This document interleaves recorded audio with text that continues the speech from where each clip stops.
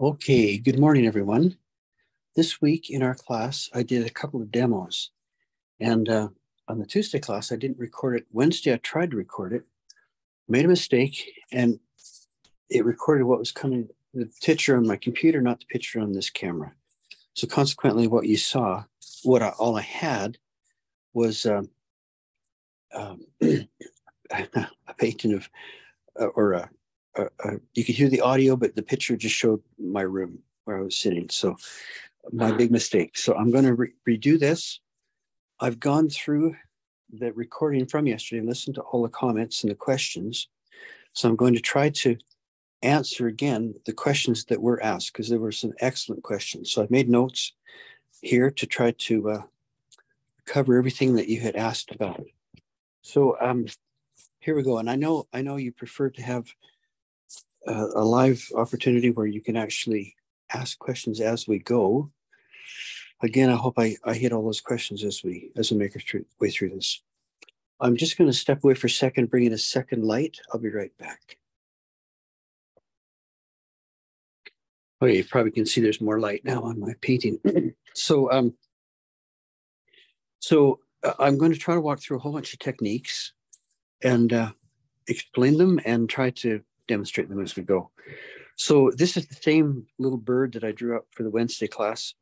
It's just a real simple little thing, but hopefully it's an opportunity to show you some ideas on how to apply paint.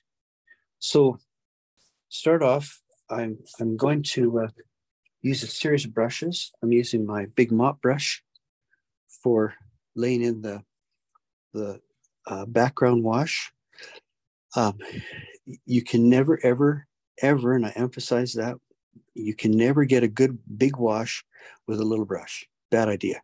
If you're going to do large wash, large brush. It's just, you have to do it, right?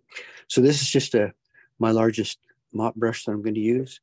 I'll be using these two Michael Soloviev brushes, which are my favorite. This one actually is my go-to brush for almost everything.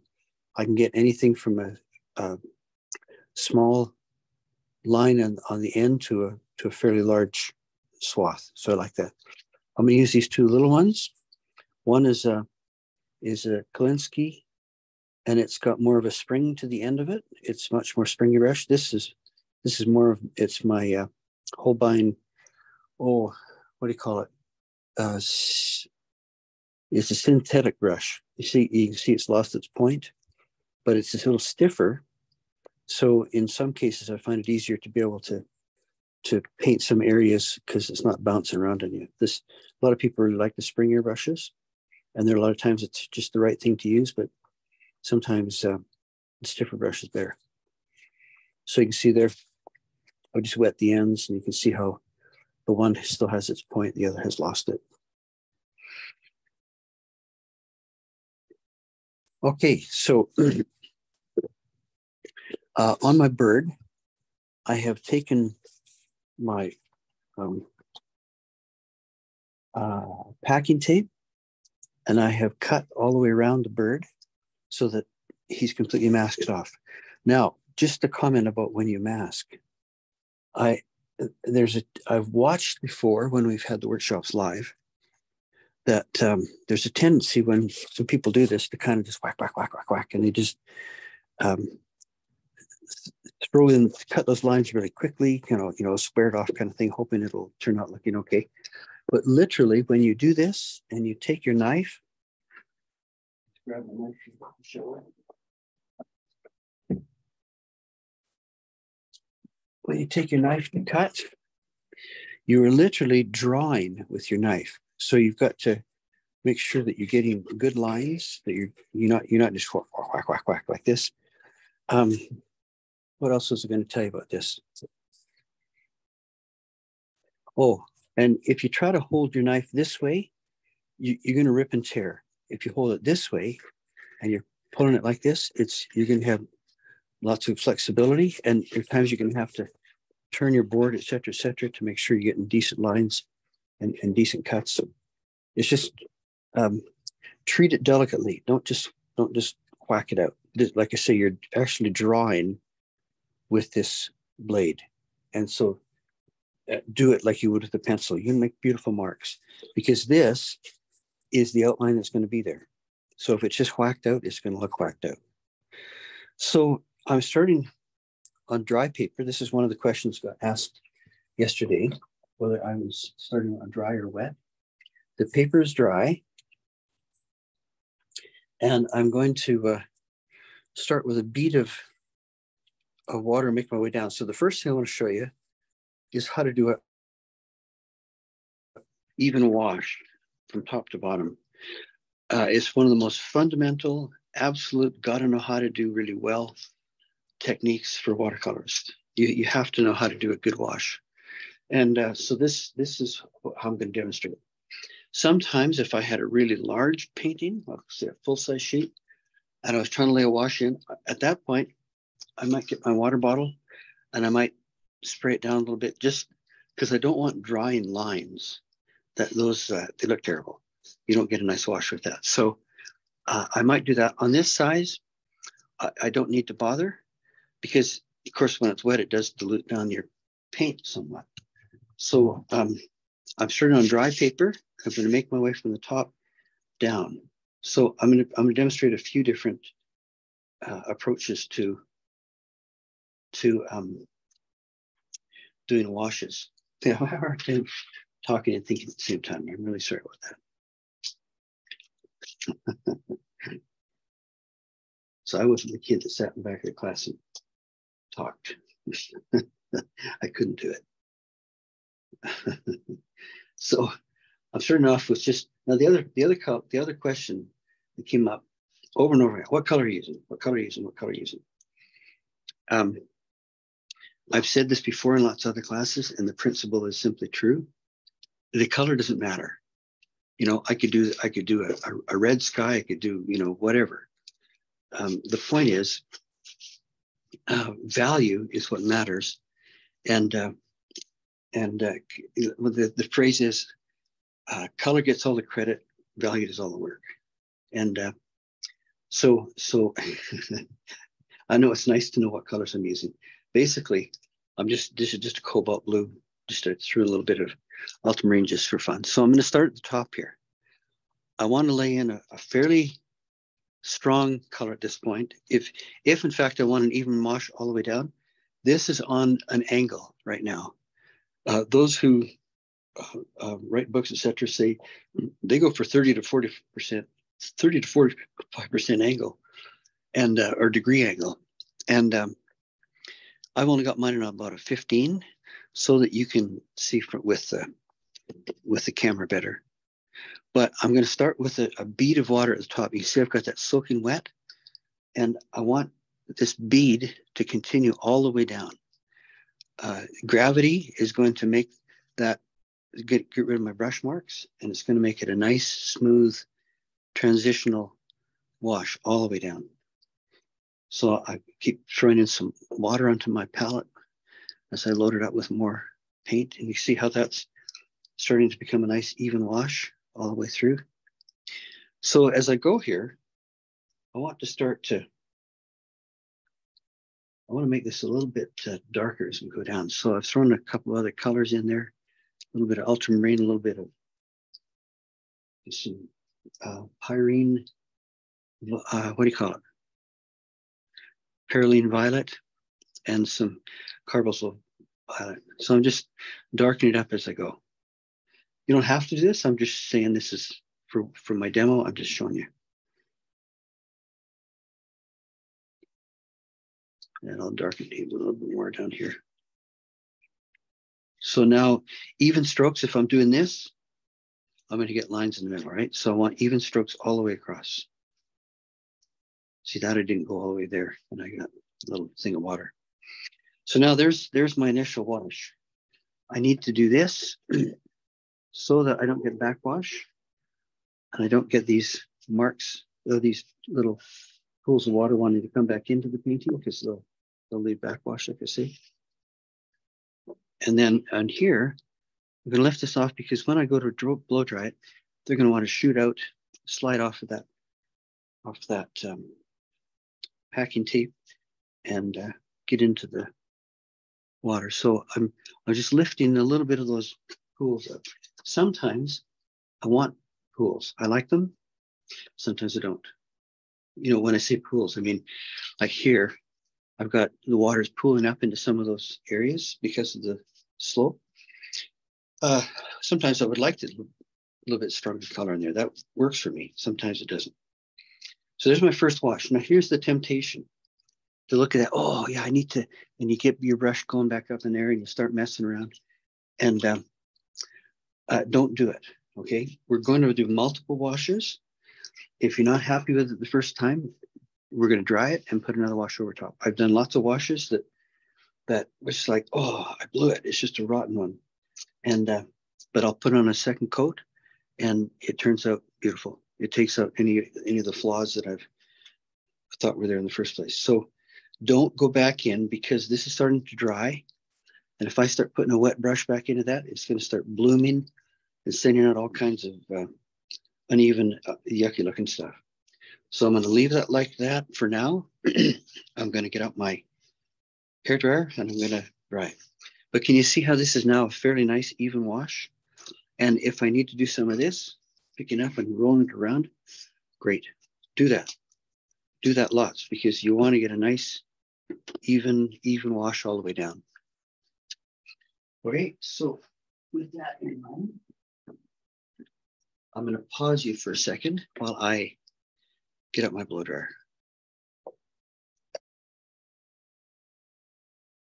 Okay, I have blow dried my little birdie there.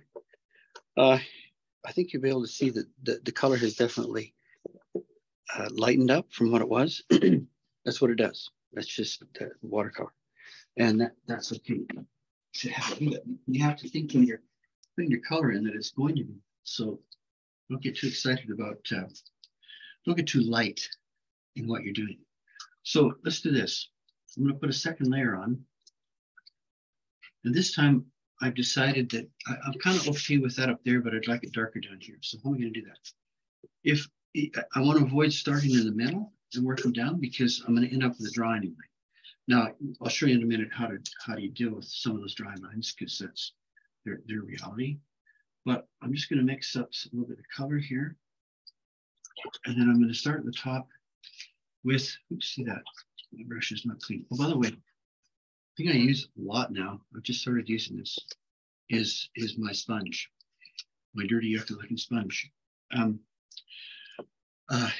One of the main questions I got asked was by Manju, asked the question, how do I know how much water to use in my painting, in my brush? Absolutely perfect question. That's the key to watercolor. And I've seen a lot of washes that are just simply done too dry and they don't look good. You know, if you see color, if you see color that has, like a splotch of blue here and a splotch of yellow there, and they just don't look good together, it's because it was done with way too little water. This is watercolor, demands water, right? It's color in water. So, so like on a thing like this, you saw it, I had it very, very wet. And there comes a point where, when I get into some of the details in here, some places I will want it quite wet. Other places I will want it less. But that's where my sponge comes in. If I dip my brush into some color, I can often just pull a little bit of water out just by doing that. Then I'm able to go from there. And there are lots of times that I will make the mistake of not doing that. And I'll get in, suddenly my little area is flooded with water. And then I have to kind of go back in with a brush that's less wet to try to pull some of the water out. Anyway, and how do you tell when you go to, oops, look at that, I'm dirty. How do you tell when you're drying it, when it's dry? Now, an easy way, of course, is to put your hand on the back of it, and if it's still cool, it has moisture in it. And you want it to be completely dry because when you go to put the next layer on, if it's not completely dry, it's gonna go mushy. and you're going to get a yucky looking thing happening there. So make sure you're completely dry.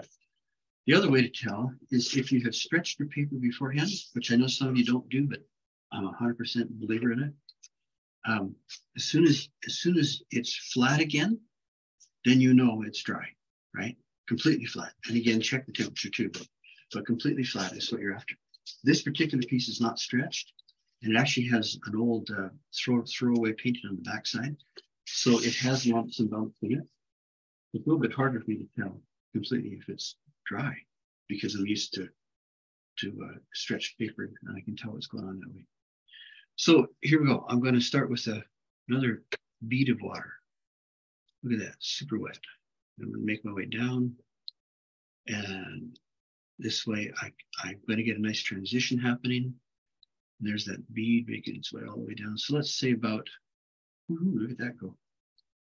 Let's see about here. I decide I want to start adding some more color in. So we'll start with a little bit stronger cobalt blue. And you can see there's a bit of a sky thing happening there. Look at that guy. Where's he going? Then I'm going to start adding some more. I think I'll go more. Well, I got a little bit of carbazole violet in there, but I'm going to go more pyroline. What's that word? Help me out. And I throw a little bit of burnt sin in there, just give it a bit of a warmth going on. See those bumps and lumps? I detest those. I prefer flat paper. So they've come down, and you see again, I've got a nice graded wash. It started up at the top. Nice, retained that color that I had in there, which I liked. It was about the value that I wanted. And now I've picked up down below some nice darks. So you can see I've got a big bead of water at the bottom here. Take my brush, dip it in clear water, touch it onto my sponge so it pulls some water out of it, and then I can just go along the bottom and lift some of that bead away.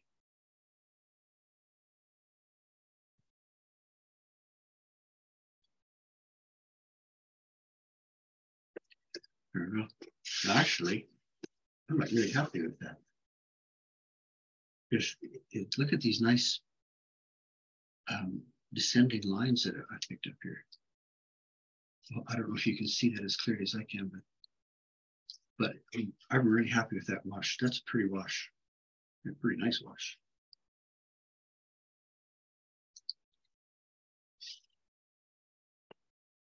Yeah, that's a great wash. I like that a lot. I like the colors. I like that I threw a little bit of burnt sienna in there with that pyroline violet and just added a bit of warmth to it. So I'll just pull a bit of the water out of there. A little bit of that bead out of there. Okay.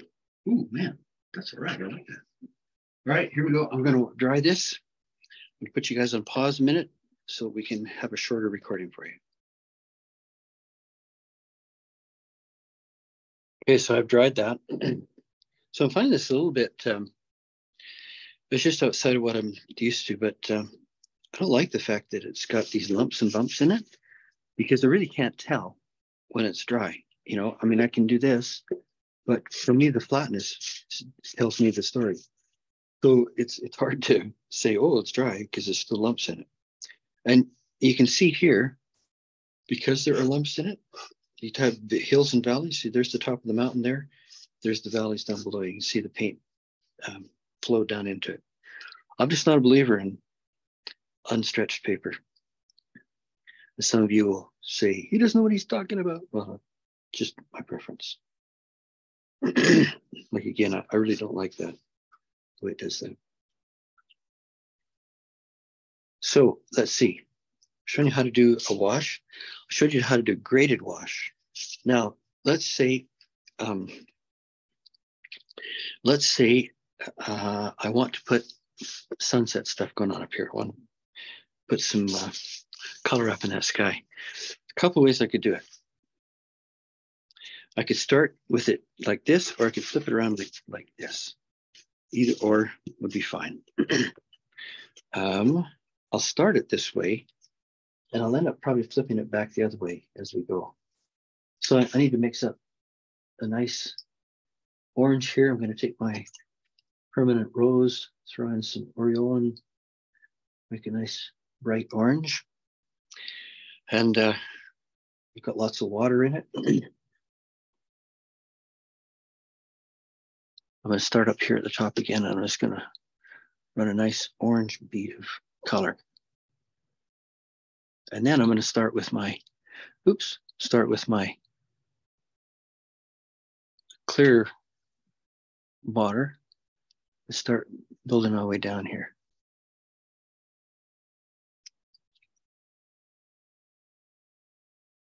Now, you can see here, a bit of orange still making its way down through here, but it's not too bad. So now I've got it coming down. I'm going to do this. I'm going to run it backwards so that orange stays where it ought to be. And I'm going to strengthen that orange a bit up here.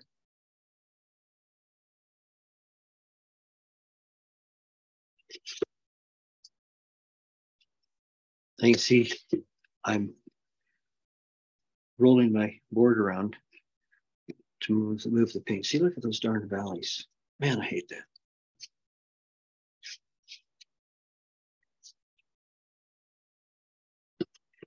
Now, right now, I've got quite a line there, so I'm going to take my little squirt bottle. I'm just going to squirt along that line a bit. Get that water moving, or that paint moving just a touch. We got a spot here. Looks ugly.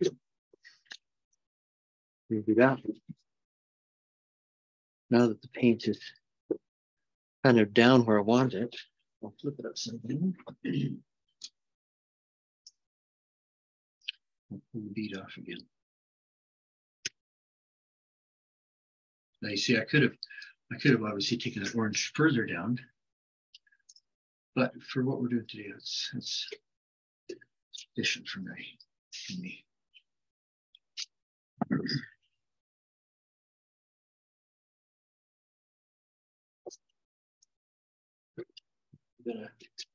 Look at those hills and valleys. Damn, that's clear. It's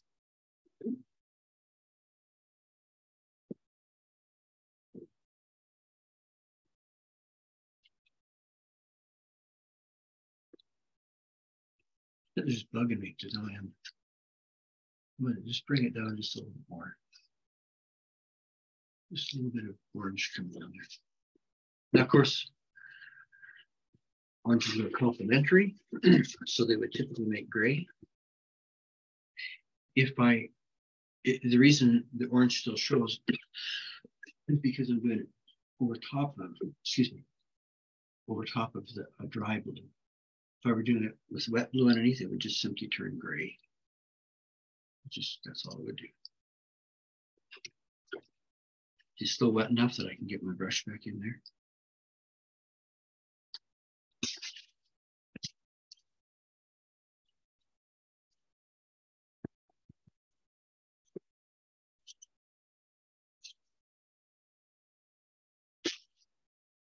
I can move that paint around to where it was a bit. Now, temptation is to get in there with my brush and start trying to push that paint around, but I'm going to start creating dry areas and wet areas if I do that. That mountaintop. I'm going to start creating wet and dry areas if I get in there with my brush, and then that wash is going to lose its nice flatness. And that's what I call evenness. Don't mess with it. Got it? And if I'm not happy with it, let's say I start to get a bloom over here. This is my secret. Just and roll it around and keep the bloom from blooming. So I'm going to pull up my, see, look at that, hills and valleys. Yuck. Okay, I'm just going to dry it again. I've dried it again. Look at these. Look at these awful marks. Can you tell I really have a feeling about stretched paper? Yeah. All right. Stretching is a bother, but boy, oh boy, what a difference when you go to paint. I mean, I'm getting junk there.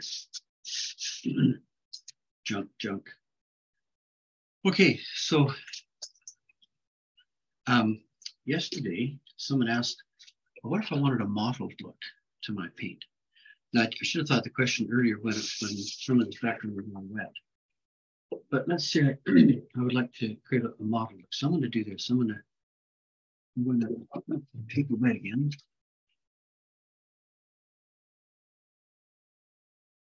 So up to now, I've been working on paper that was dry. Now I'm working on paper that's I've wet it down.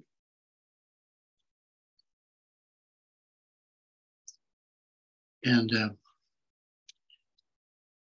I'm going to let it start to, I've got to be careful I don't start smearing paint there, but I'm going to let it start to soak in a little bit. Right now it's soaking wet, a bit too wet. So I'm going to let that permeate into the paper a little bit.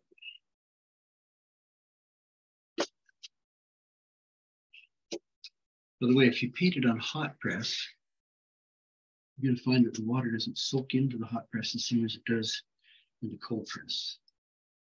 So you just need to be aware of that as you're working.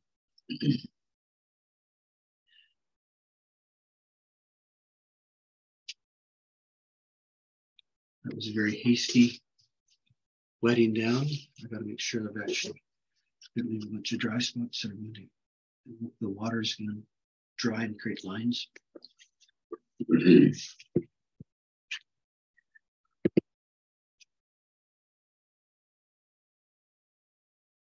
Tilt it up and let some of the water run a little bit better.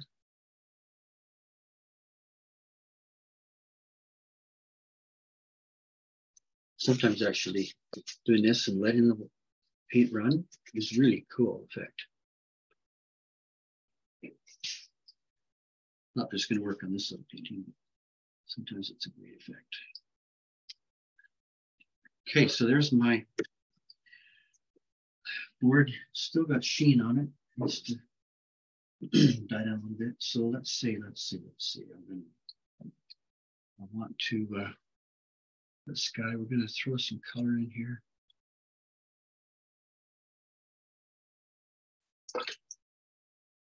Let it move around in the water a bit.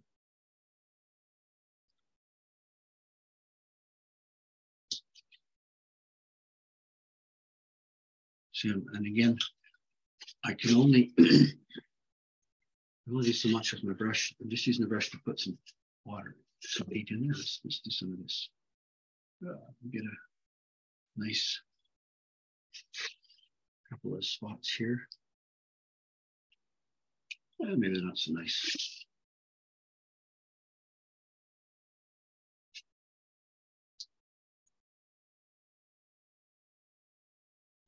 Yeah, they weren't nice at all. Oh well. So again, the question was, I just get this mottled thing going on here. So it's a matter of getting some color into the water, and I'll roll it around.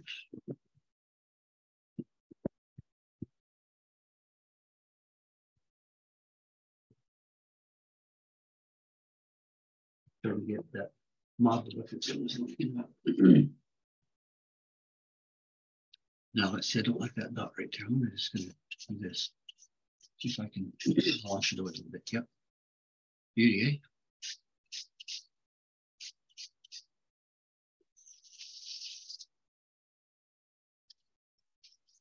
eh? Now again, how much water am I using? Look at that. It's soaking wet. See that? See the water running?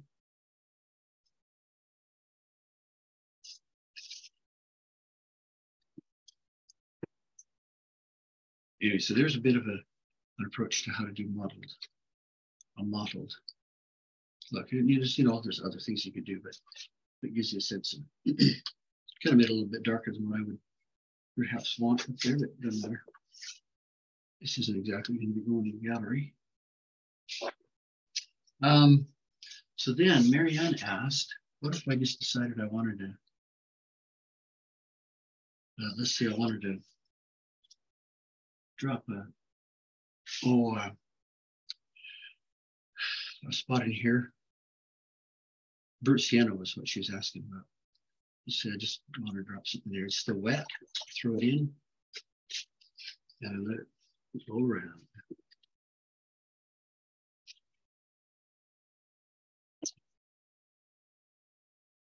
And if I wanted that darker again, I just more pigment in the water.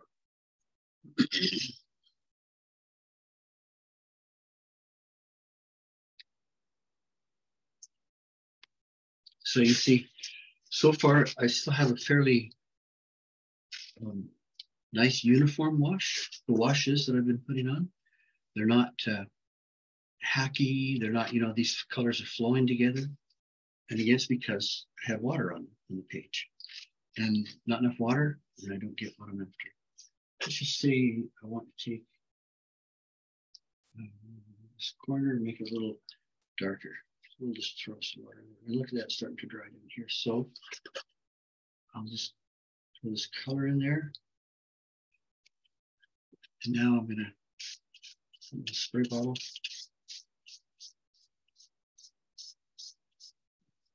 The spray bottle can be a great little friend.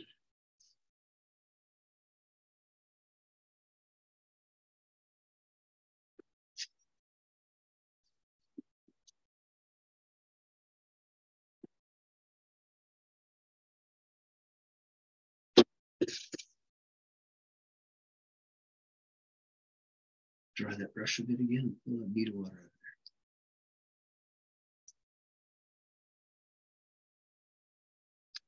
So you see, I've messed a bunch with it just to show you different ways to approach things.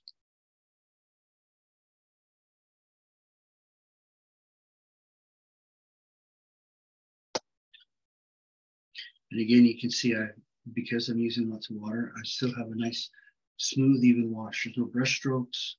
There's no, you know, places where there's obvious lines between, oh, this is orange, this is blue, this is purple. But it's got a nice, it's, what's the word? It just blends all around. And it's because we're using water, lots of water. And you know, with time, you just get used to how much water you need to do. Although you're all well aware that practice does not make perfect. Practicing correct principles makes perfect. So just because you keep painting over and over and over again doesn't mean you're improving if you just continue to do the same things you've always done.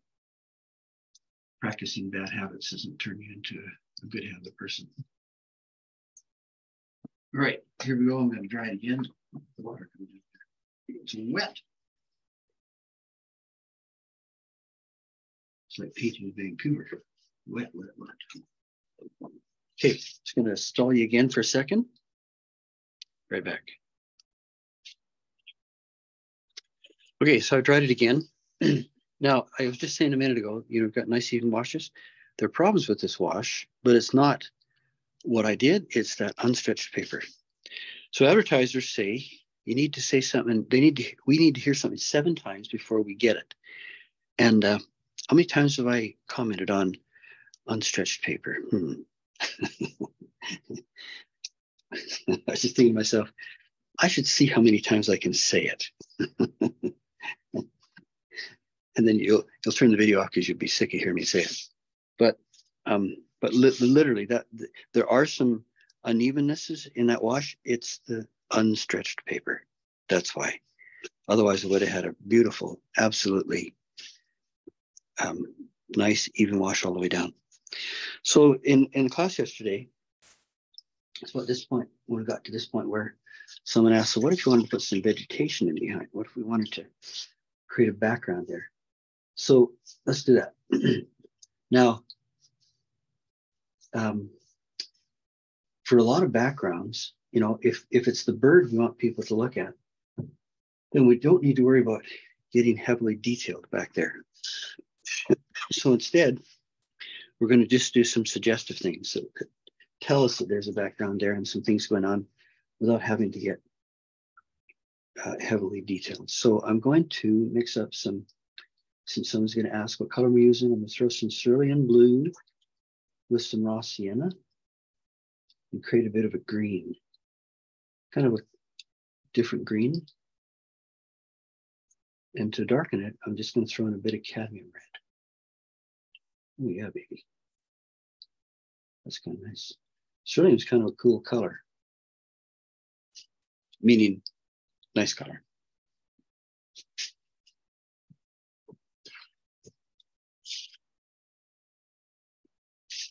Okay, so I'm going to, let's just say at this point, I'll often do this when I've got a wash. I'll say, okay, where do I want the next things to go? So I'm going to put a line of treetop up there. So that brush is really not my best brush for this. So I'm going to take a brush that I can just, no, that's not going to work either. That's not a good one for it.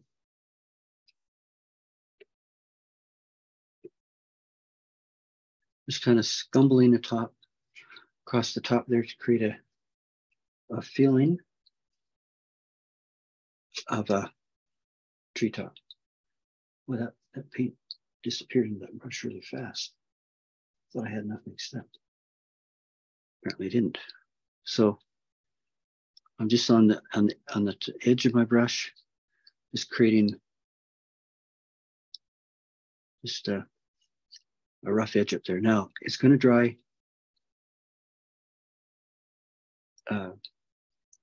lighter, so I need to make sure I throw in enough color up on those top lines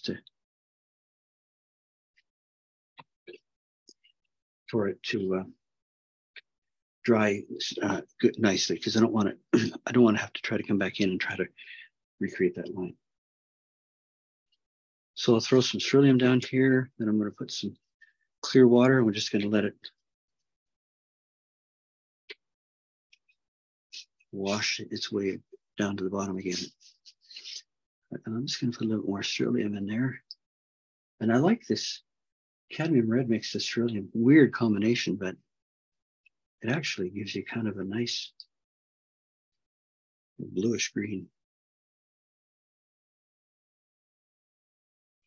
All right.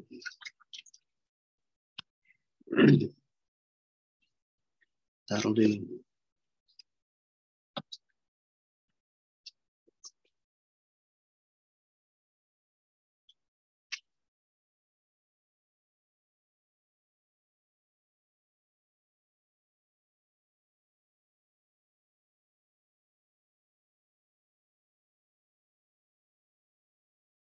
So this was,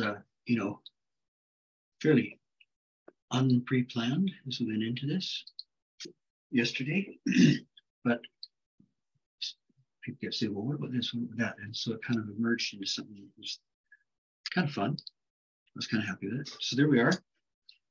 Got a treetop going on there, right? So I'm going to dry that again. Then I'm going to come back in and we'll do a little negative painting to make it look more like there's some stuff going on there. I'm just going to do this. I just want to pull some of that paint out of it. It's a little dark. We'll wet it down.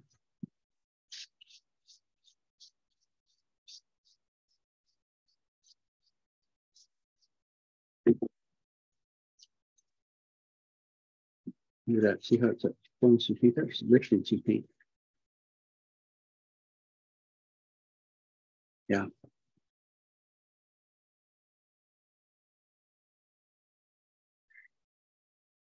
Yeah, we literally talking about washing. We literally washed some paint off the board.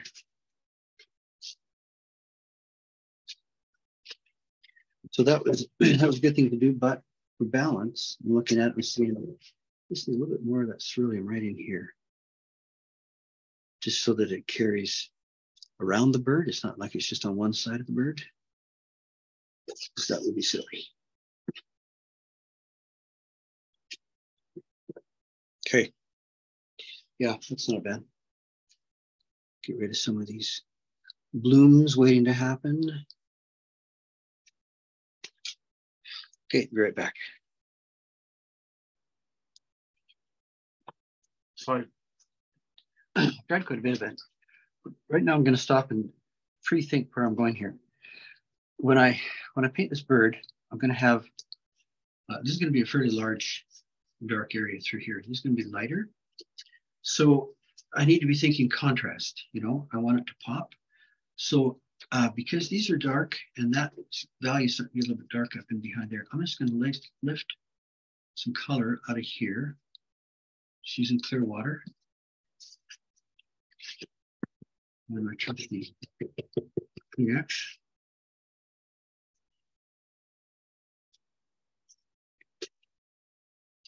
And I'm extending it over here because I don't want it to just be a silhouette around there. It would look kind of silly. So it's like it's extending through the forest.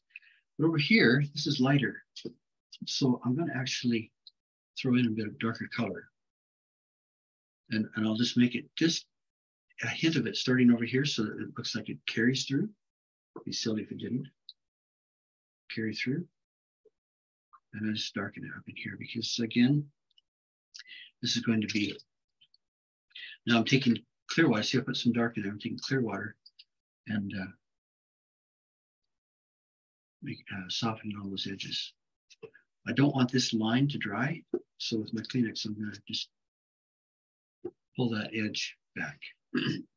Drop a little bit darker in here just again so it looks like it carries through. Just touch a little bit and see that makes sense. It's flowing through. It's not just one-sided. So it doesn't matter when you're doing a painting if that background is uniform all the way across. It doesn't matter because you're going to look at this and the way you're going to see it is contrast. So I want this lighter wing to be against darker. I want this darker wing to be against lighter. And that way the bird's going to pop out. And you might say, oh, but it looks imbalanced there. Well, if it looks imbalanced, then I'll throw a little bit of darker over here. See, now it's going to balance its way up. And I'll take some clear water, soften the edges around there. Make sure you don't get any dry lines that I don't want. And there you have it. So now my bird's going to show better. See, now again, that dark is balanced with a little bit more dark over here, but it leaves the light around there for one. Cool, huh? Look at this, it's starting to slow down. So I just want to make sure I don't get a drying line there that I don't want. So with that, that's high enough water so I can, yesterday, George had said, well, what if you wanted to put a shoreline? So I'm going to take a pencil and draw something.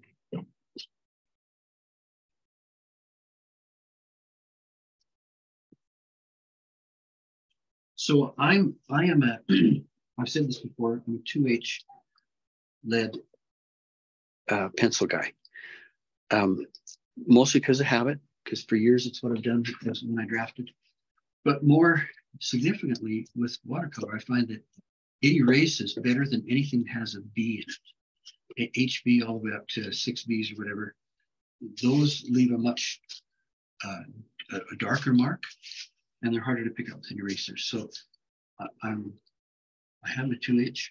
That's almost indiscernible. I'm going to just draw a couple of marks here.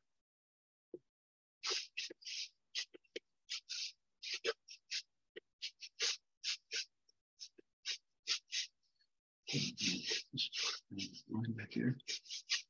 Okay, so with this forest, now that I know where my land line is and the top of my trees are, I'm just going to drop a couple of negative tree trunks in there, just so it looks, it tells me that there's a forest. Principle of threes, I don't want to do it all the way across. It'd be too much. You know, that's not where I want the eye to go. I want the eye over here. So I'm just going to put a hint of a few trees. And I'm kind of, in my mind, what's going on here is I'm thinking, okay, balance, I'll do a little bit here, a little bit more over here. once I do those, I'll see I might drop a couple in the middle here, but just it's principle 3. But at the same time, it is it's a way to just imply without doing a lot of detail. So for me, and a lot of you probably are better at this than I am, I need something to paint around when I do negative painting. If I try to make it up with my brush, never ever looks good. For me, I'd have to actually have these lines showing where trunks and branches are. So we'll take a little bit of darker color. I'm just pulling mud out of my palette, out of my tray. And I'm just going to drop some, I'm painting what's behind the tree trunk, the trunks and branches, the darkness in behind it. So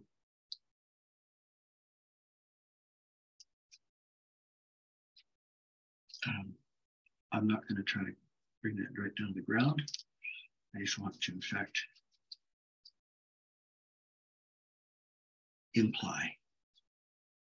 Oops, it's a little too much different color. This is still wet from where I was just working.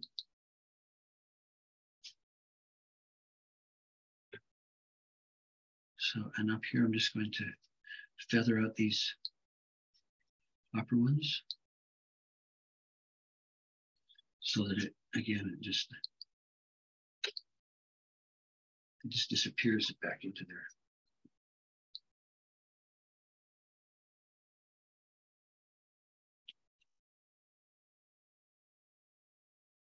This I'm going to just clear water it away.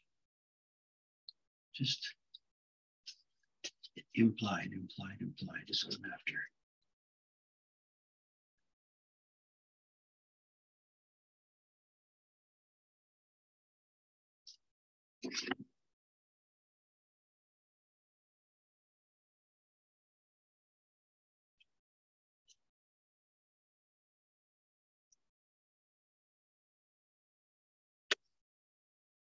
Carry some of the same purple color through there.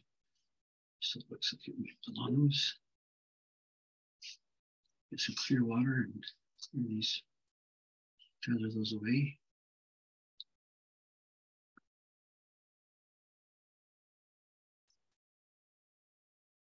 See, and there's a, it tells you there's a forest there. That one's a little bit too long. I'll bring it up again.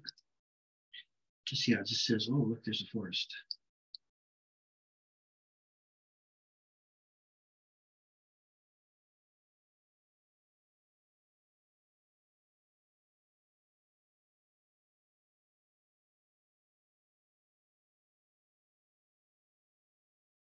No one says that. There's rain says that.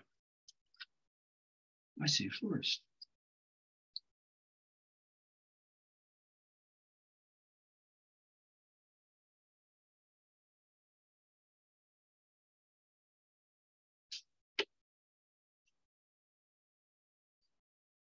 It's a bit more dark right here.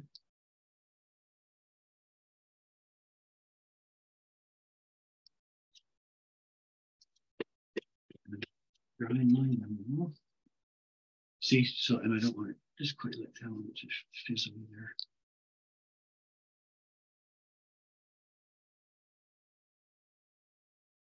So this is negative painting.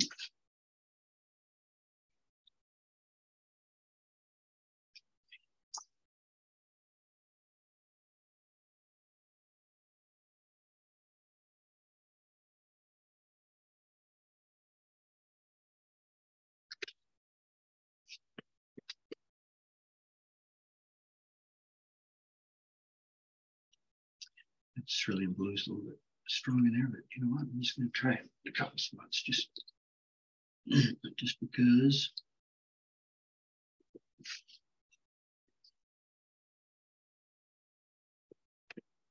Yeah, so there's a negative painting. So in some cases, I can lift some of that. So I want that a little bit further down. So I'm taking just a damp brush. Just lifting that just a little bit. Of course, I could also lift it once it's dry. But this one, I just want to imply again. I want it to just have an abrupt ending there.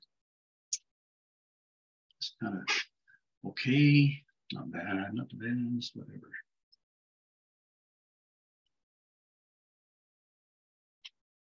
I often ask myself, do I like that?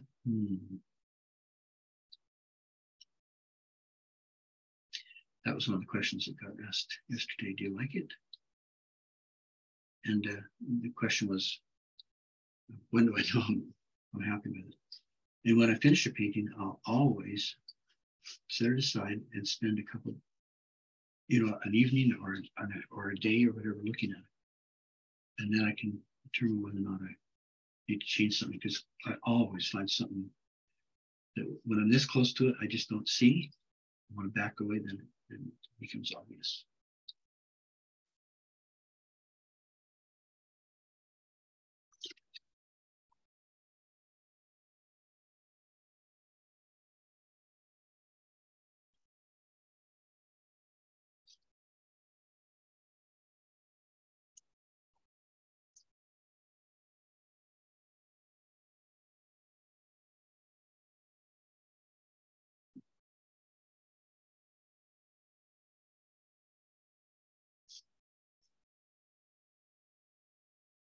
I don't know if you guys get this, but I have a song almost always in my head.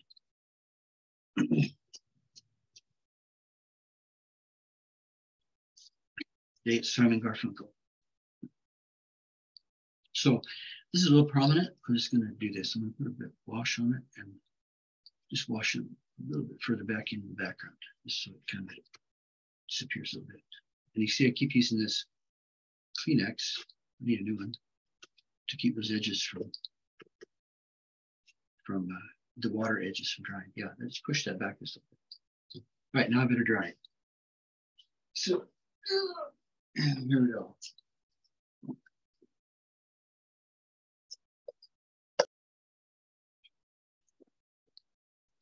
All right, I've dried it again. And then you guys are missing all the fun of watching my hair dryer do its thing. So down below here, I've just sketched in some stones. Again, George asked yesterday, so what if you want to put a shoreline in there? So I'm going to take some color, mix up a bit of darks. It's getting too dark. Throw some water in it, water it down a bit.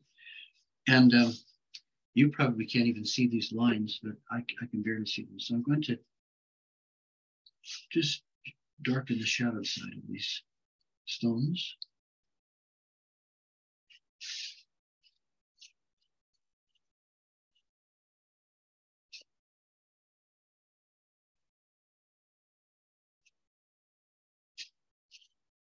You can hardly see that.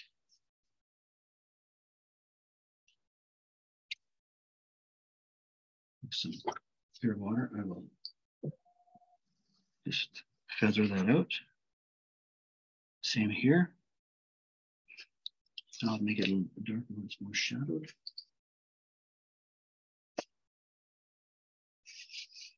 Let's see where's the next one. It's in here. Actually, that rock is back further, so it shouldn't be quite that dark. It should be a little more washed out. So let's throw some clear water in there.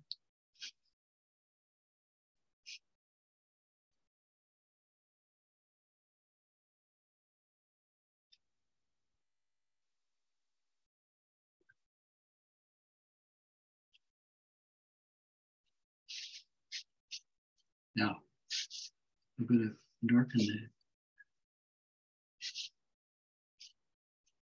where these rocks meet the water.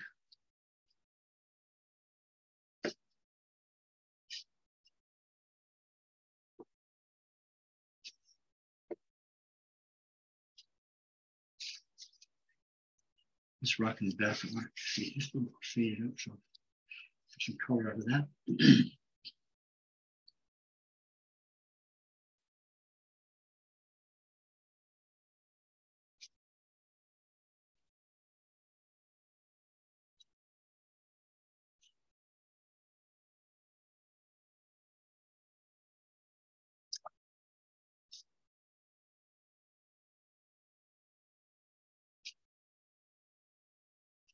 Now you notice I've got these rocks staggered. They're not all sitting in a perfect line, right? So because my eye is above the water, I see them in a staggered fashion. If my eye were directly on the water, then they'd all be straight across. But I'm looking down somewhat so that they're staggered as they where they meet. So we'll run that shoreline just kind of in there. And this rock will come up to here. So there's a, let's throw a bit more color in the back side of these. Throw in some ultramarine blue here just to darken it up.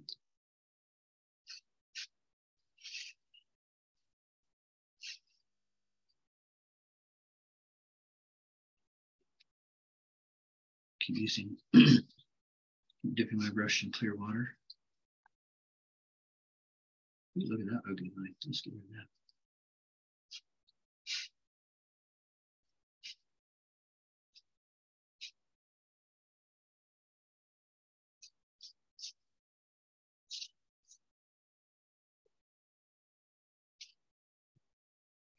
Get rid of that one right there.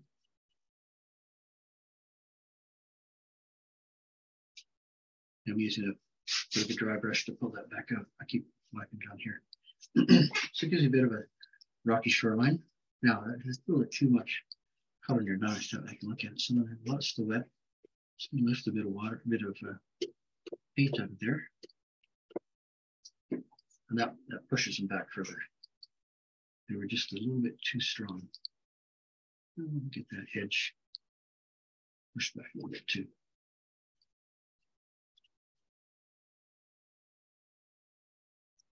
So that harsh edge on that, soften that edge. Same here. Just clear water. Just, yeah, okay. That's a bit too sharp there.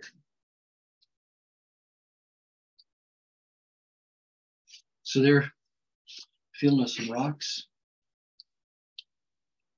Didn't work out too bad. So the other thing I want to do, very quickly, I'm just going to dry those and show you where I put them.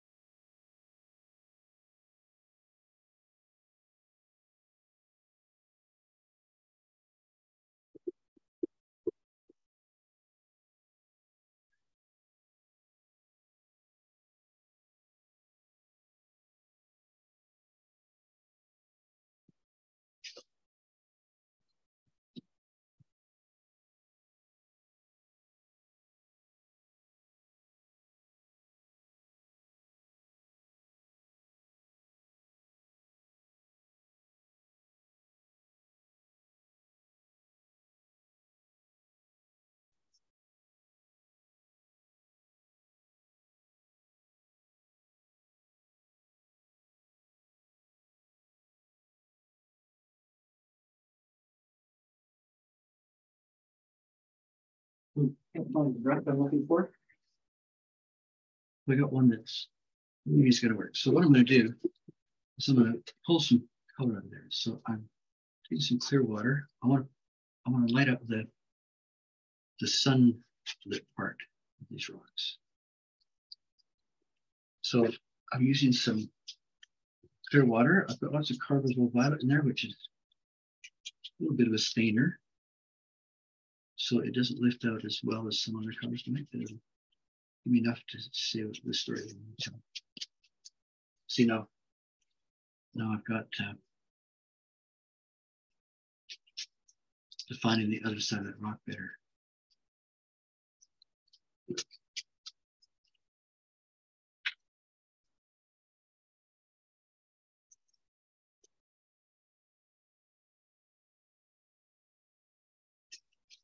Again, I'm just using clear water, lifting those out.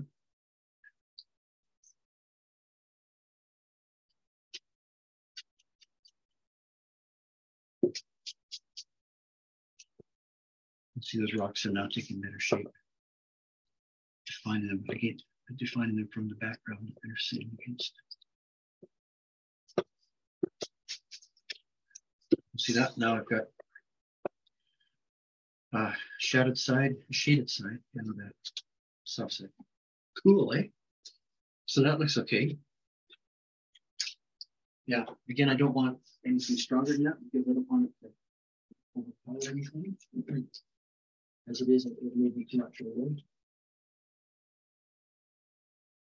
I'm looking for another brush.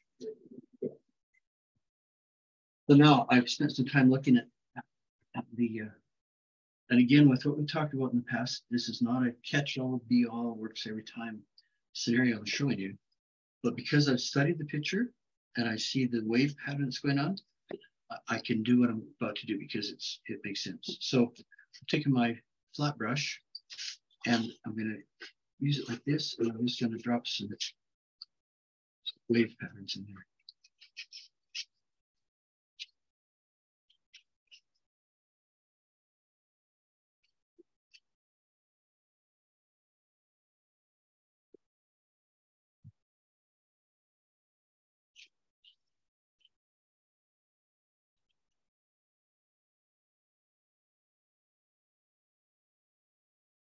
Almost overdoing it too much. Stop, you fool. Okay. So anyway, you get the idea. And we spent an awful lot of time on background, and it's not the focal point, and we've tried to keep it simplified enough in the back that it's not going to draw your attention. So I'll dry these rocks in a little bit of water, and then we're just about ready to tackle a birdie.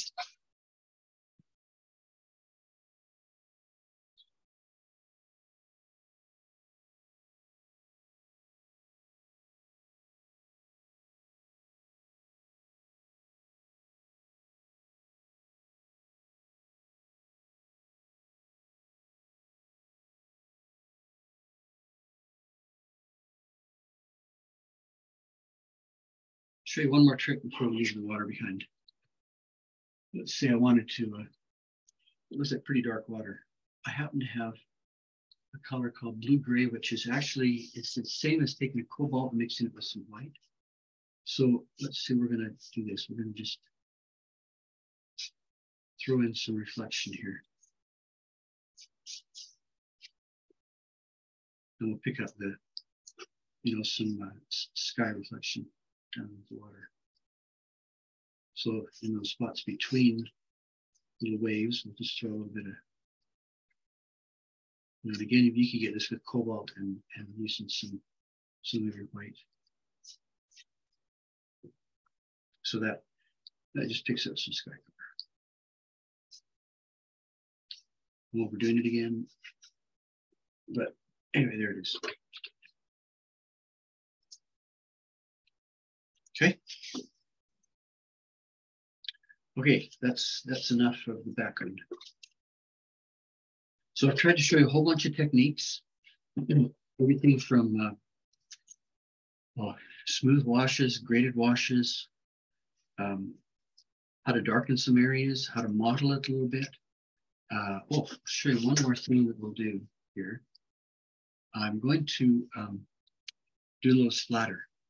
Now, a lot of ways you can splatter is to, you get your brush and you do this, whack, whack, whack. That's a good way, but what happens is the splatter goes, and it goes in every direction. And with a toothbrush is a really good splatter. And the time you do like this, it goes, and it goes a long ways. So here's what I've just recently learned, and I really like this. This is from Paul Talbot Greaves. He'll load his brush up. You hold it down like this, so it's pointed. It's not shooting, but it's pointed. And then he'll give it a thing like this, but he'll whack it.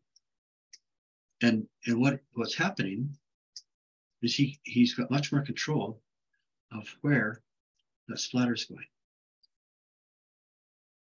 See, it's not shooting everywhere. I can actually, he'll actually make this nice little blobs right exactly where he wants it. So there's just a quick technique. So I don't know if you can see here, but it's splattered a little ways, but it hasn't splattered all the way up the side of the wall. Which I've been accused of doing before, yes. Yes, sir. I don't know where those ideas come from.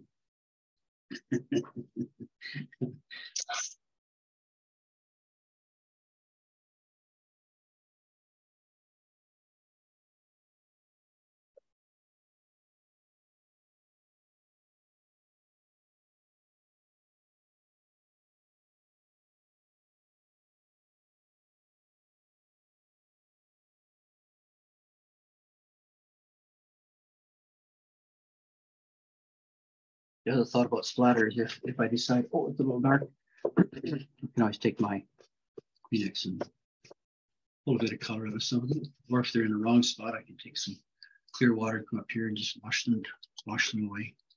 You know, there's some up here. Maybe I don't want. Maybe I do. I don't care. See, I can pull some of those up. But so much you can do. No end to what you can do.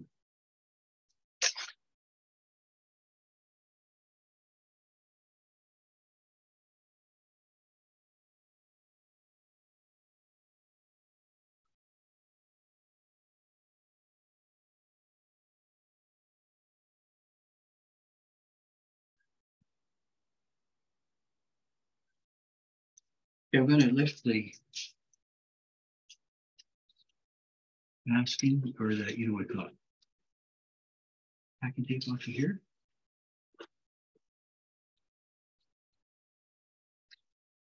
Sometimes it's a real bear to get off.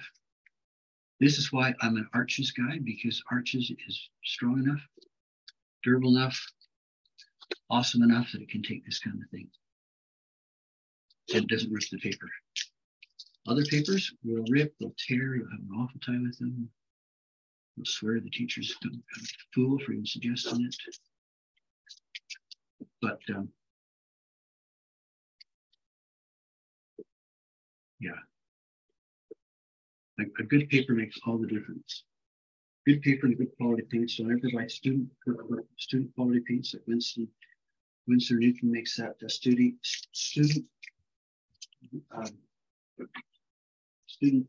level. Lousy stuff. You want to stay away from. You can't learn to do good painting with lousy paint and cheap paper. You cannot learn how to paint on that stuff. Yeah, everybody wants to try it because they're sure they'll save them money. But we just can't do it. Can't do it. So I'll show you real quick here. I don't know if you can see these lines or not. Let's see. Can you see there's pencil lines in there? So I'm just going to take my eraser. Pull the lines out of there. Just the lines across the top there too. And again, because I use the 2H, I can pull those lines up there.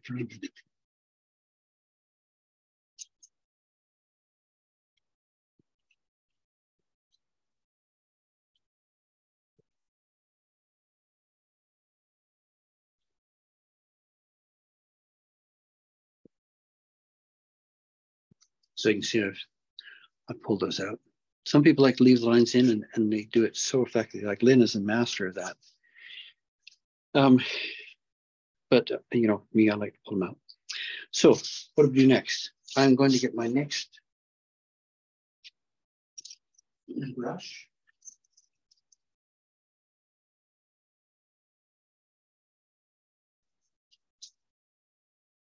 And where's that brush?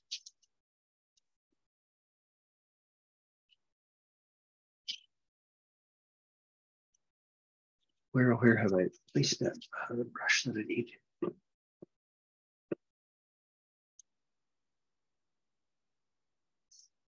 Well,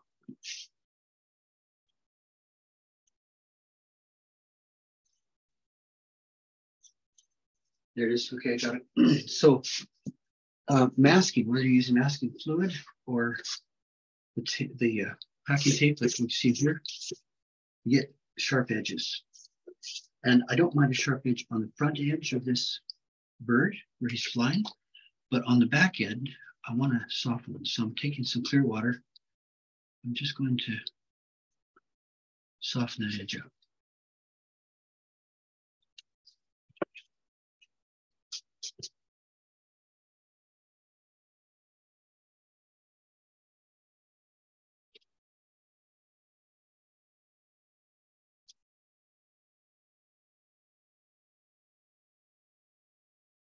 I'm using a brush that, let's try this other brush. So getting better luck with it. Where it goes, there's. Just use this kind of 12-page brush on my hand. I love all the cheap brushes.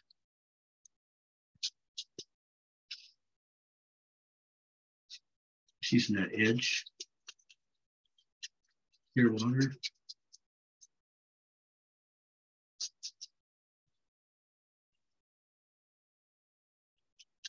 This is quite a stiff, oops, look at that. Whoa, what am I doing? This is a stiff bristled brush.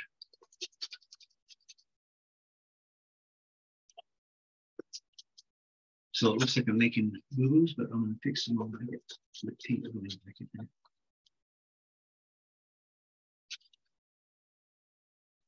Just barely touching that edge. I'm not trying to remove all the paint that's in there, just trying to soften that edge up.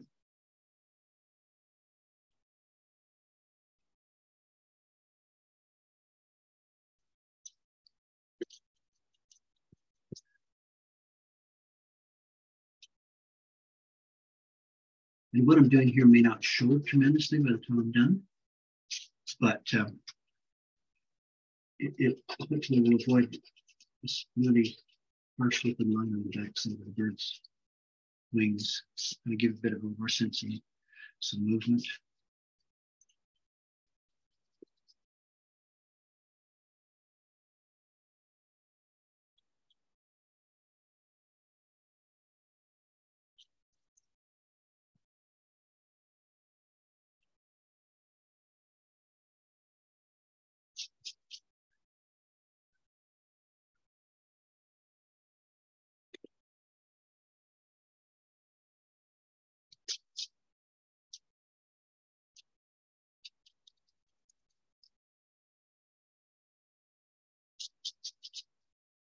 Okay, probably enough.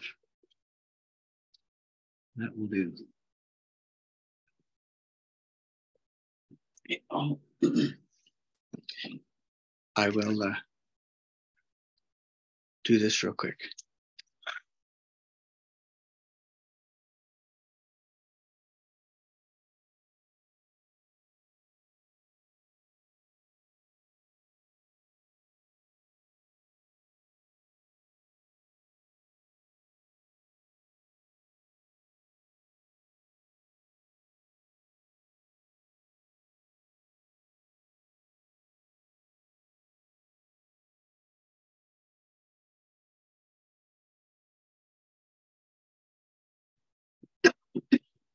So now we're just to paint the bird. Now, we talked a week or so ago about first layers and how first layers can be very, very important to a painting. So what I'm going to do is, I'm not going to worry about detail at this point. What I'm doing is I'm looking at shapes, and there's actually a dark shape goes all the way out here. And then in here, there's a light gray shape, and in here there's another bit of a gray shape. So I'll start with the grays. It's a good place to start. Take a little bit of burnt sienna, mix it with some Quinn gold. Oh, that's a little too brown. A little cobalt in there, see what I get. Let's see what color we got. Too brown. More of a bluish gray.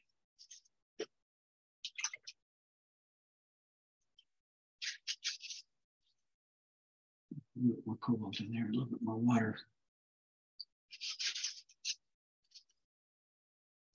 Yeah, that's not bad. So along this back part in here, there's just some fun feather stuff happening. I'm going to just run that. And I'll try to leave some white on the leading edge here.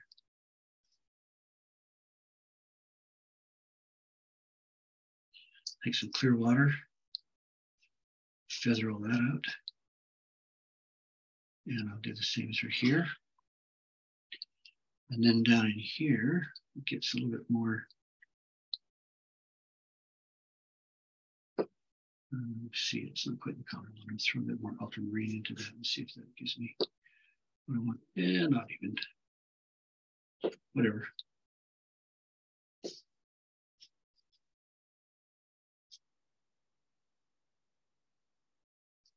So this is a kind of a second row of feathers in here. And then it comes over and becomes fairly light right up into here. So I will. Now, when we first started off, I talked about doing washes. And, you know, if anything, I made the mistake of kind of, I think, leaving the impression that washes are about backgrounds. But they're not. This is a wash. What I just did there is a wash. And when I say it's the most important tool a watercolorist can learn, this is it. You've got to learn how to put water on, drop paint in, let the water move the paint around. And if you saw what I did there, I laid some color in here, and then I was using clear water on the ends to soften those edges and to let the paint go where it goes. And so I'm only partially controlling it. And here I laid some paint in.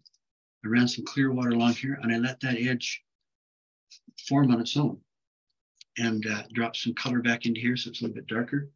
That's a wash. And that is one of the most important tools ever that watercolorists can use.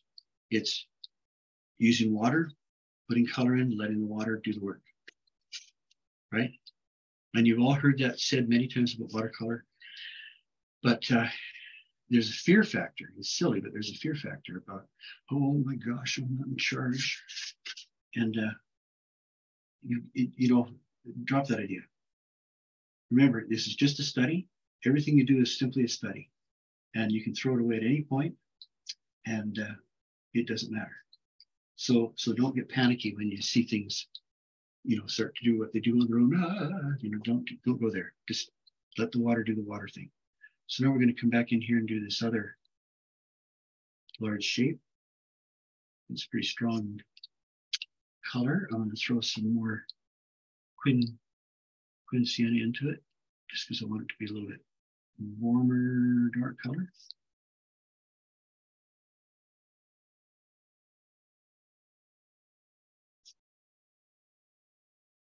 Throw some blues into it. Oh my goodness, look at that, how dark it is. Which is okay. Throw some ultramarine back in there. That's a pretty color, like that. And now this is washing right now. I'm washing, and I'm taking some other colors. I'm throwing them in. It's dark, but that's not the issue. Well, it sort of is. But the point is, I'm letting the paint, the water spread the colors around. And my concern just needs to be where the darks, where the lights. So I want a bit more color up in here. Somebody asked yesterday, how do you know what color to use? Well, I'm looking at a photo reference. And I know that I know when you look at it, it looks dark, but when you actually, and sorry, I can't show you the photo reference. I just don't have the setup here to do that. But you can see a lot of color in that shadow. And it goes from, there's some warms, there's some cools. Let's get that blue coming down into there. Come on, get clear. The brush is full of mud, so it's pretty heavy down there. We'll push some back up. And that edge is a little bit too strong. I'm going to just soften that edge up with some clear water.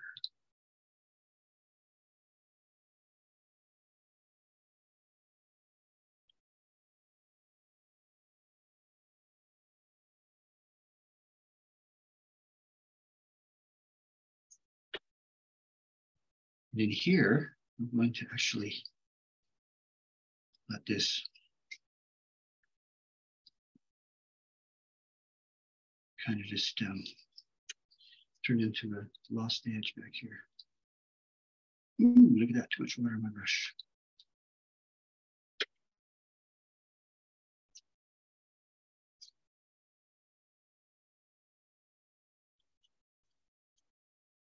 Need some glue up in there.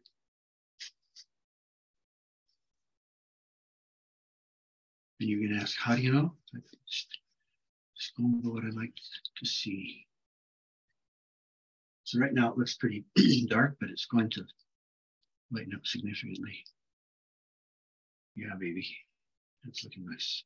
This will lighten up too much actually by the time I dry it. So I need some more what you call it. Now see here, I watch those edges. I don't want them to turn yucky. So I'm gonna pull some of this over there. Pull some of that water over there. Got to make sure there's no paint in my brush when I do that. Let's paint a line, which would be kind of meaningless. I'm just going to do that. I can come back in and I'll play those bit, but I like the way it's starting to just get a soft kind of a motion thing going on here. See, isn't that pretty? So that being the case, I'm just going to drop a little bit more paint right here. Okay. Spread out into that wet area. Ooh, look how dark it is there. Isn't that pretty? Let's see.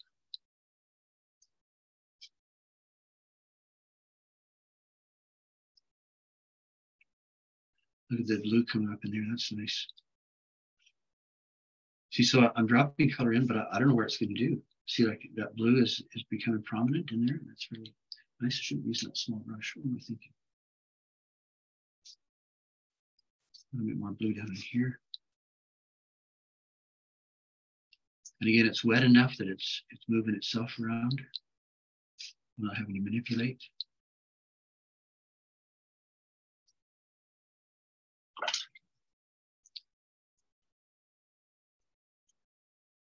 So we talked a little bit, we used the term dropping color in last week, and this is what I'm doing. I'm just dropping color in.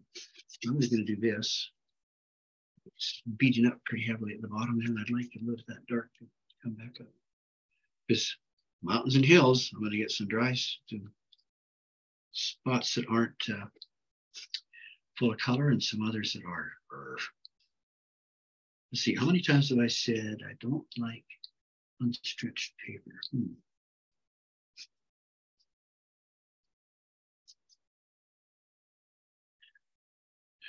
I don't know if he's got a wave fill. I don't know.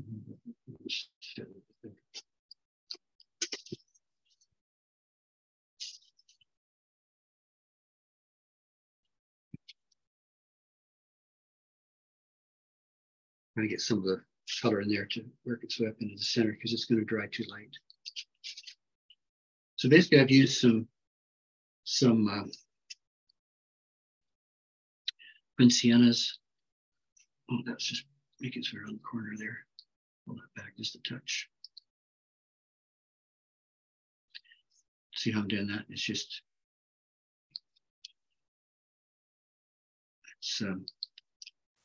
uncontrolled control. You know what I'm saying? Yeah, so I've used some Quin Siennas, there's a touch of cobalt in there, but a lot more ultramarines. And I guess there is a bit of, in the dark side, there's a bit of purple and stuff in it, but like Carbazole Violet. The reason I just did that is there was a dry spot. It would have created a funny hole. I thought, no, I'm not sure I like that. But you know what I do like? I really like this bit of cobalt that I've picked up there. So I'm just going to touch up a few spots with some of that cobalt. Just put some life into those darks. Yeah.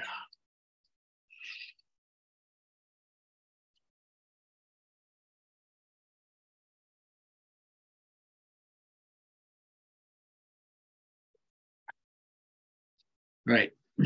And so fiddling, I need to dry it.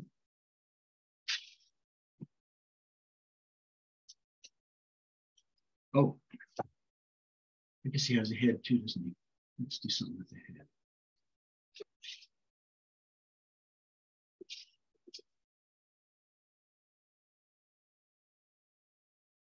I'm using my floppier brush. Sometimes I like it and sometimes it bugs me. The bird's got this funny little white streak kind of down the middle of his head. And then his little beak sticks up here.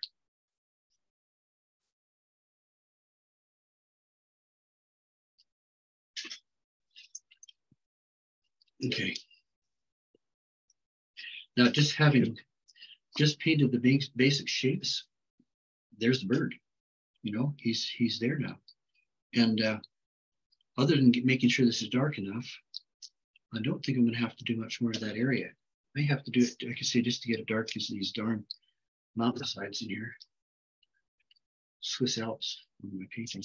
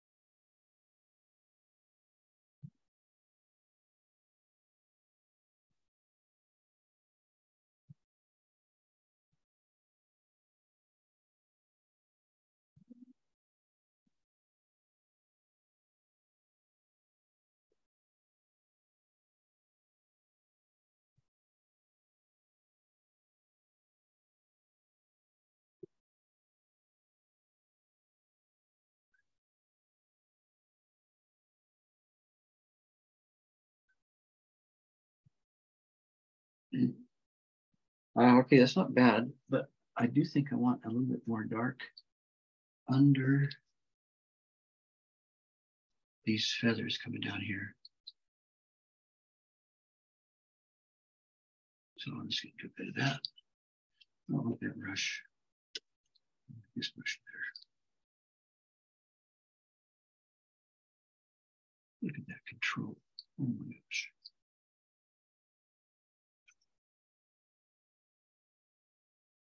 So clear water to finish those edges off. Soften that edge out there. And I think I'll just darken up a little bit back here. And I think I do want some of that Quinn cyan in there too. I have a nephew named Quinn.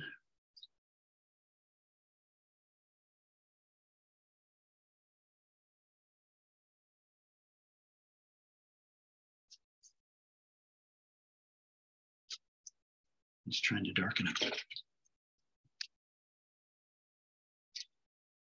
Throw more Quinn in there. A little too heavy. That's all right. Pull some ultramarine back in here. There was a line right there that I'm going to get rid of too.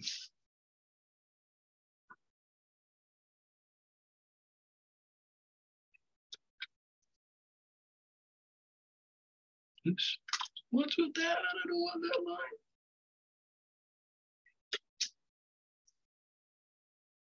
Remember the commercial, hate that gray, wash it away?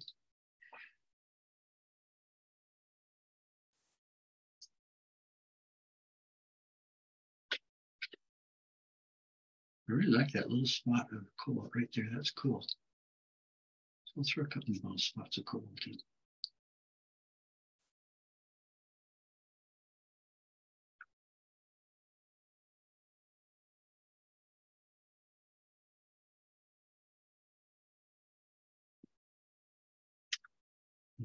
This solid back here, so I better get some clear water, feather that out. He's just moving so fast you can't see his tail feathers.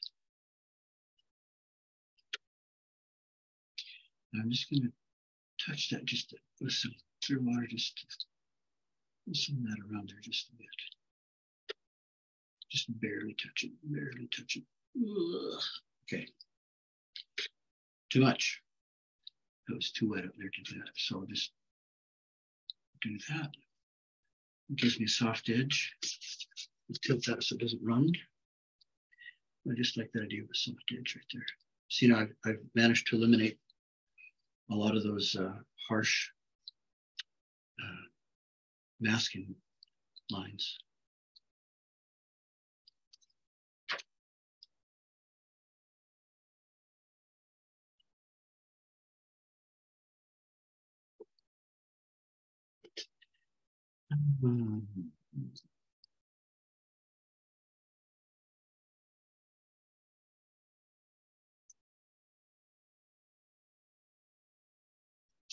Cobalt in them. So when it comes to colors,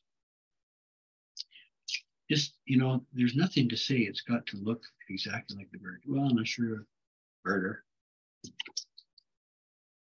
And this problem with animal art is people who are experts often don't want any artistic license in it. They want exactness. And, but, don't be afraid to throw a little bit of color in there.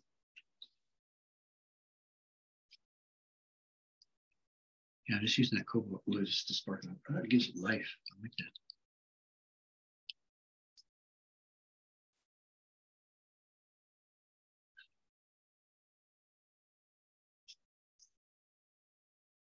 But again, some people who really know their animal life has a working animal art. All right, that's all I'm going to do on that body. So now you can see with one area, and just basically all I've done is washes inside there. That's all I need. I really don't need much else. Move that blue around a little bit. So I really don't need much of anything else. That says what I want it to say. It says there's a bird flying by.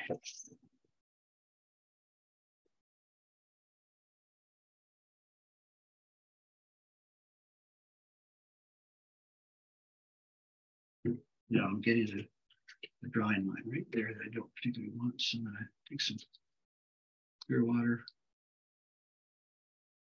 let this all the way across here so it moves that color around a bit.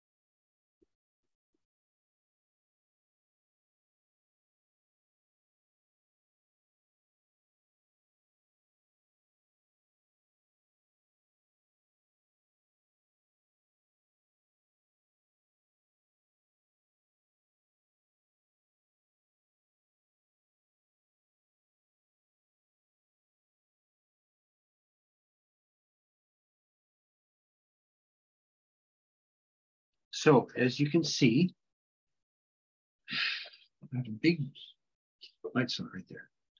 I wonder why that is. Oh my gosh, there's a mountain there.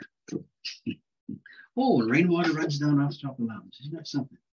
Have I mentioned to anybody how I feel about unstretched watercolor paper?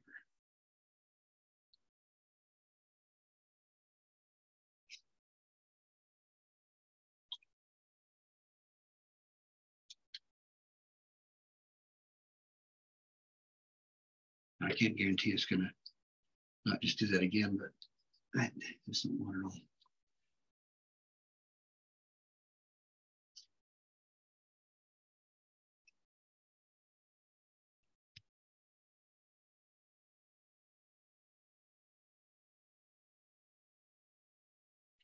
Okay.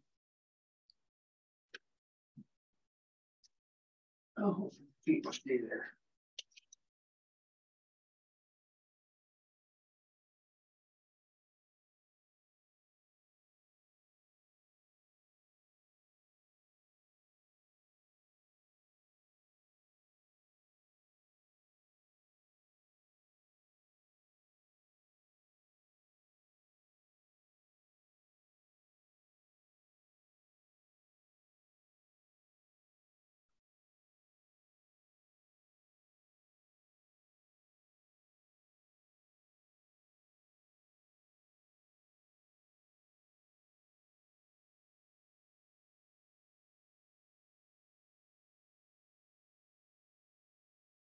Okay.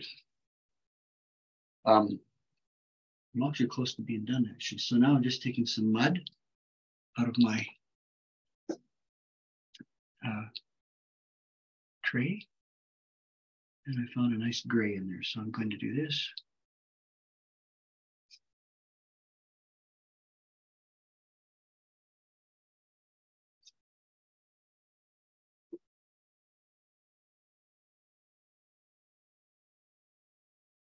Bring that around.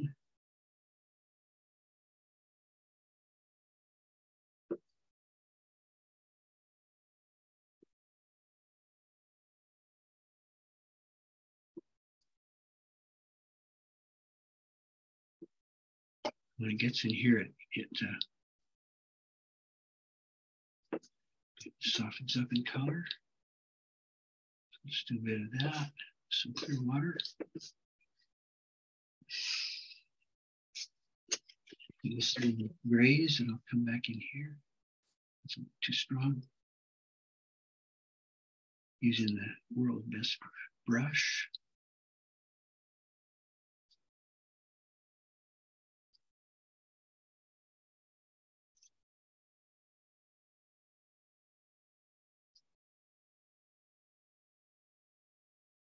And I'm just simulating the pattern. The very tips, I'm going to just darken up so that it contrast issue. And I'm going to take some clear water. I'm just going to clear some of this a bit. Soften a few of those edges. Gives it a feeling that there's some feathers. I guess I would call them. Now up here it's a bit more bluish, so in the gray I'll add a bit more cobalt, a bit more ultramarine, and then in here it kind of goes. Oops. Now, I think like this, if I get this on a wrong angle, you make the wing look really weird. So like I don't want them shooting like that or shooting down like that. They've got to come like the feathers actually wrapping around the bird.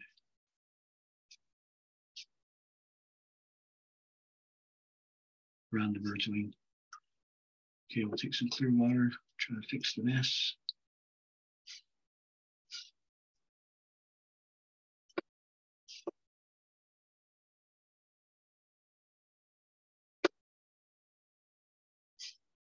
And take a bit of that off.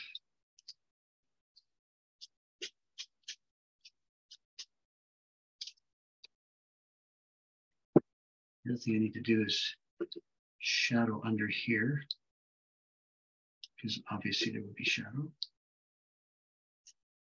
And shadow back in here a little bit. These are actually his feet sticking in there.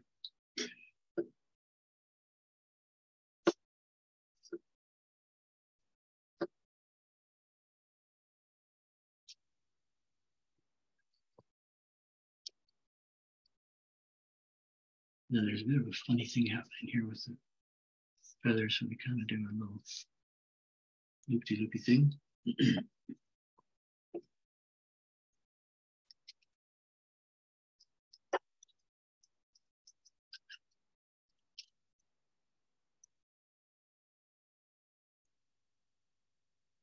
Get some whip feet and I'll give the guy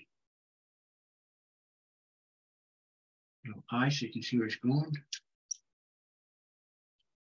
And I think I'm going to call it done.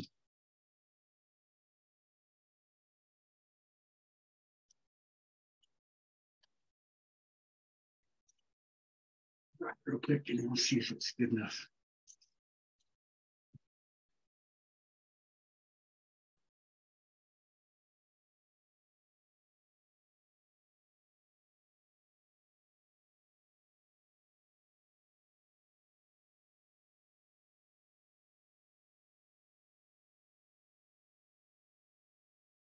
Okay, the one thing I would like to have more of is throw some more Quin Sienna in there, just so that he's got some more color in him. Just to sparkle up his little personality.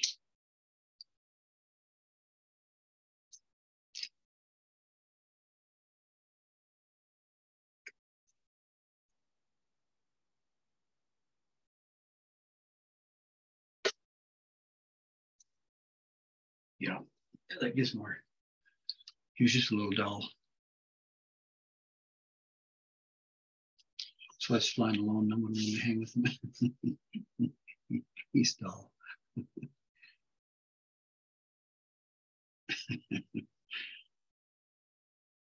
social night, he's the snoozer.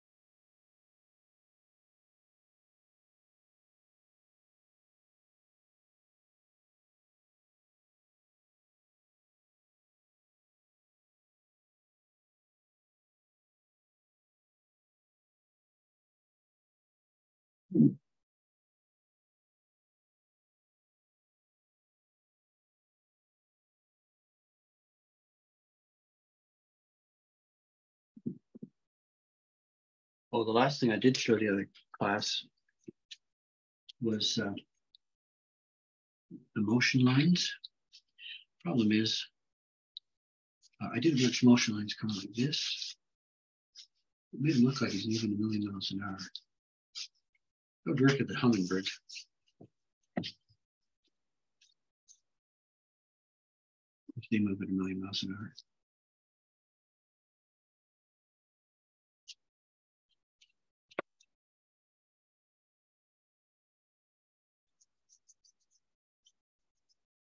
Just lifting some color out of there.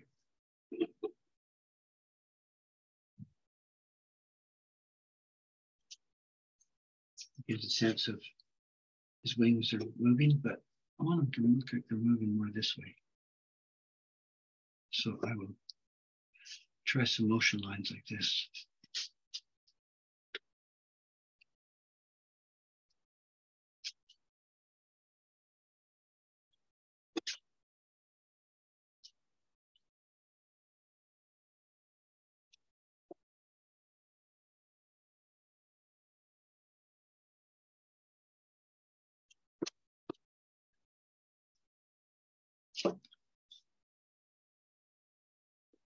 I'm going to try a little brush. Where did he go? Here he is. This little guy's got stiff enough bristles that it really can lift paint well.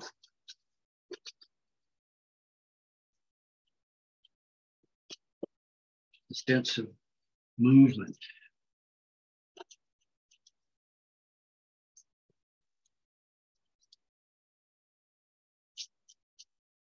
That's all I'm trying to create there. It's just a sense of moving.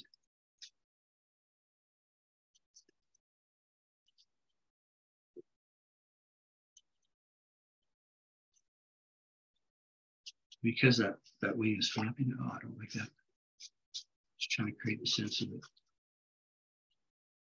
moving that way. It's up and down, not just forward. Yeah, I don't like that.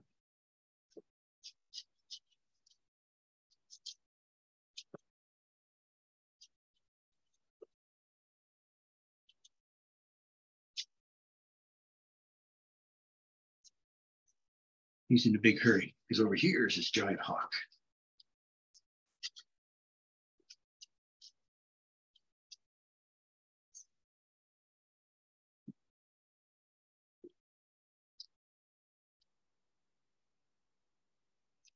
Okay, so there's my little birdie. Strip the green off so we can see what looks like color-wise.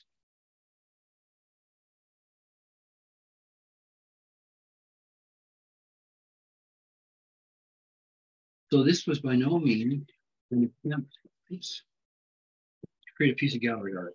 This was just simply demonstrate as many different techniques as I thought I could squeeze into one piece.